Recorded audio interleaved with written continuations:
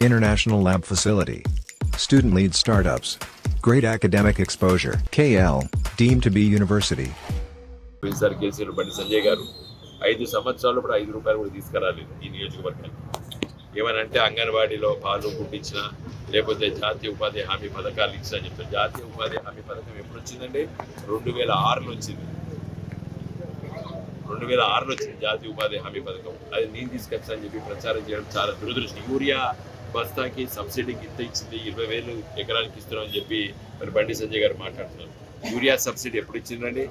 దాదాపు 50 ఏళ్ళకి వెళ్తున్నారు యూరియా సబ్సిడీ. డిఏపి బస్తా మీద సబ్సిడీ 50 ఏళ్ళకి వెళ్తున్నారు.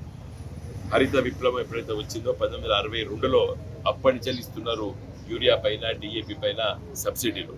ఆయనే మోసపూరితమైన మాటలు పచ్చి అబద్ధాలు మాట్లాడాలని సహించారు ప్రజలు. నేను ఛాలెంజ్ ఇస్తున్నా, ఎప్పుడు ఇచ్చిండ్రు యూరియాకి డిఏపికి సబ్సిడీలో? మోడీ గారి ప్రభుత్వం కాదు, ఆనాటి నెహ్రూ గారి ప్రభుత్వం నుండి ఇచ్చిండ్రు. లాల్ బహదూర్ శాస్త్రి గారు ఇచ్చిండ్రు, ఇందిరాగాంధీ ఇచ్చింది, తదనంతరం వచ్చినటువంటి ప్రతి ప్రధానమంత్రి ఇచ్చాడు.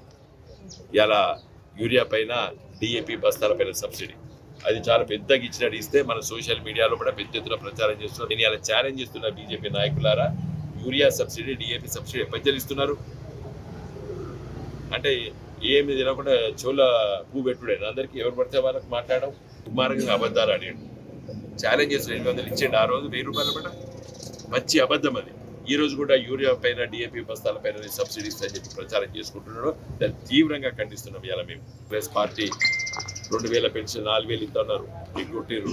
500 రూపాయలకు సిలిండర్ సబ్సిడీ అన్నారు, అది ఉద్దెర పెడతారు. ఇప్పుడు ఉచితాలను కూడా ఉద్దెరగా పెట్టిండు కాంగ్రెస్ పార్టీ.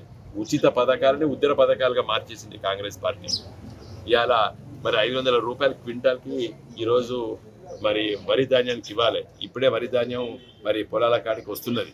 చూద్దాం అది ఏం చేస్తున్నదో చూద్దాం. ప్రతి జిల్లాకి నవోదయ విద్యాలయం ఉండాలని చెప్పి చట్టం చెప్తుంది.